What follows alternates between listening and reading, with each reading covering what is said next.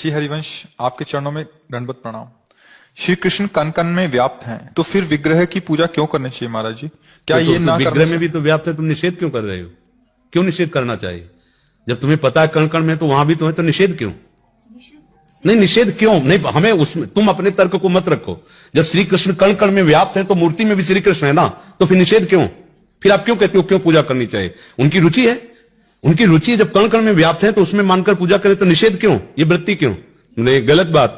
जब ये तुम जानते हो कि श्री कृष्ण कण कण में है तो मूर्ति में भी है ना, तो पूज रहा तो प्रणाम करो उसको। उसके निषेध वृत्ति क्यों लाई रही हो? समझ पा रहे हो नहीं पा रहे? बस यही हमें गुस्सा दिलाती, यही बात है। ये ज्यादा बुद्धि लगाओगे ना तो परेशान हो जाओगे। परमात्मा प्राप्ति की तो बात जाने तो आस्तिकता भी चली जाएगी। आजकल लोग यही है कि हम तो निराकार की उपासना करते हैं। बिना गुरु के तुम्हें ज्ञान हो जाए तो हमें बताना। गुरु आकार रूप में आता है, उसे माला पहनाते हो, प्रणाम करते हो कि नहीं करते? उसकी पूजा करते हो कि नहीं करते?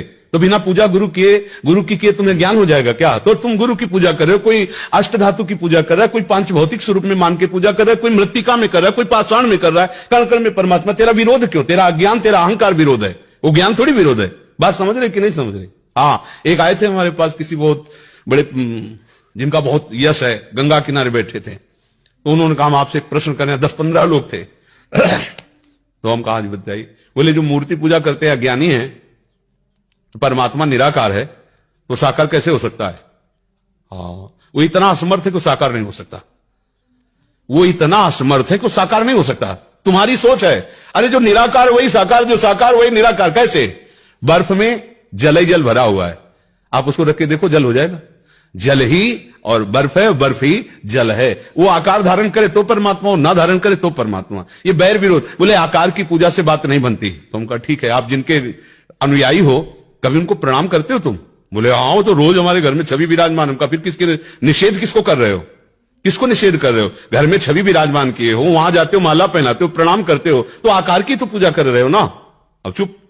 मंत्र कहां से मिला था? निराकार आके बोला था तुम्हें।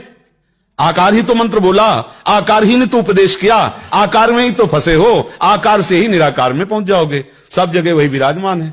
जो आकार रहित है वो सब जगह विराजमान है। उसी ने अपने आकार को प्रकट कर लिया है। उसी के सब आकार हैं और वो सब आकारों से रहित निराकार है। वो सबसे परे है, सब में भरे। या रात से रघुनाथ कर भेग न जाने कोई, और जो जाने रघुपति कृपा सपने मोह न हो।